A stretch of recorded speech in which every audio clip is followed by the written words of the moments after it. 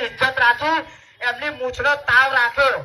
પણ આજે તો કોમ્પિટિશન કરીશું, હકથી કરીશું ને કાયદેસર નાગાઈ કર્યા વગર કરીશું. બાજુમાં તાકાત હોય તો ગાડી લગાવી લેવી.